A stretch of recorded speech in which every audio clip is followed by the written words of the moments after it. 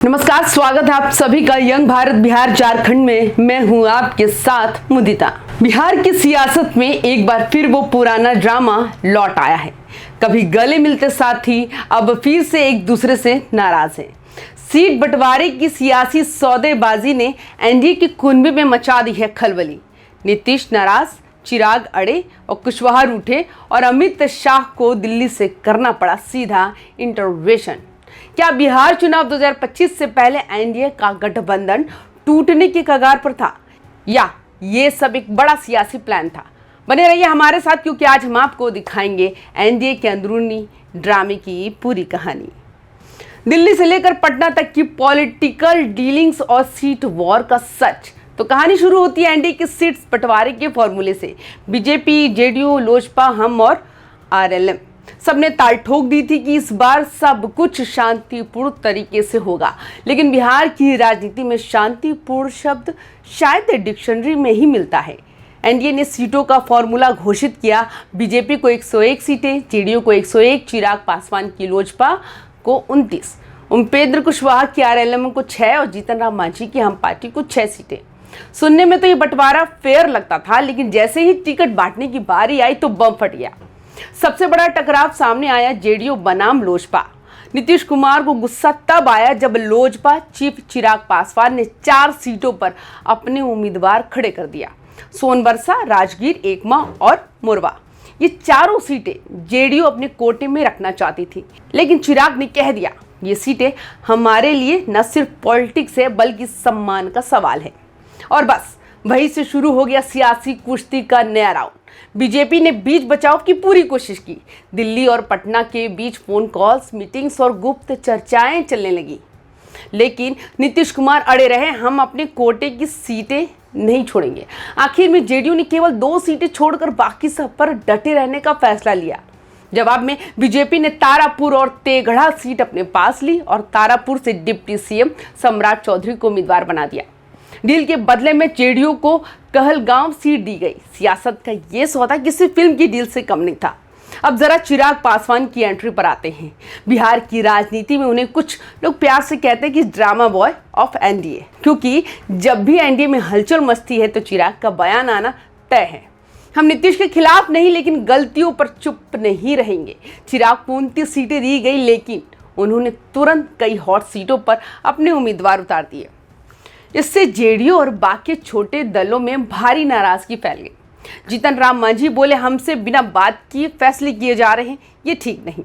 उधर नीतीश कुमार अपने स्टाइल में चुपचाप मुस्कुरा रहे थे, लेकिन अंदर ही अंदर उन्हें ये बात चुभ रही थी। और अब कहानी का सबसे रोमांचक मोड़, उपेंद्र कुशवाहा की नाराजगी।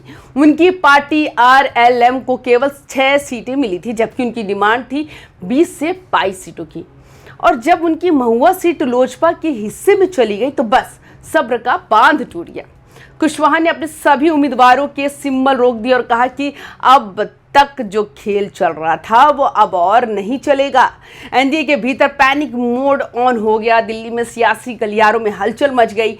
आनन फानन में अमित शाह ने दिल्ली बुलाकर कुशवाहा से मुलाकात की। पूरे 1 घंटे की मीटिंग चली।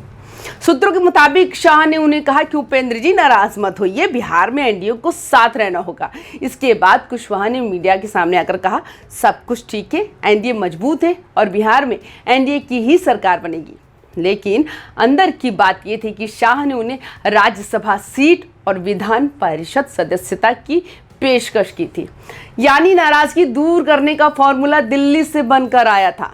दिल छू लेने वाला पल तब आया जब उपेंद्र कुशवाहा ने अपने समर्थकों से भावुक अपील की। उन्होंने कहा कि लाखों लोगों का मन दुखी है, कई घरों में आज खाना नहीं बना होगा। मैं क्षमा चाहता हूं, लेकिन मेरी मांग 22 सीटों की नजरअंदाज की गई। इससे एनडीए को नुकसान हो सकता है। यह बयान सोशल मीडिया पर वायरल हो गया। लोग कहने लगे कि कुशवाहा जी दिल से बोल गए, लेकिन बिहार की राजनीति दिल से नहीं, डील से चलती है। काफी ड्रामे, नाराजगी और बैठकों के बाद आखिरकार एनडीए का फाइनल सीट बंटवारा सामने आया।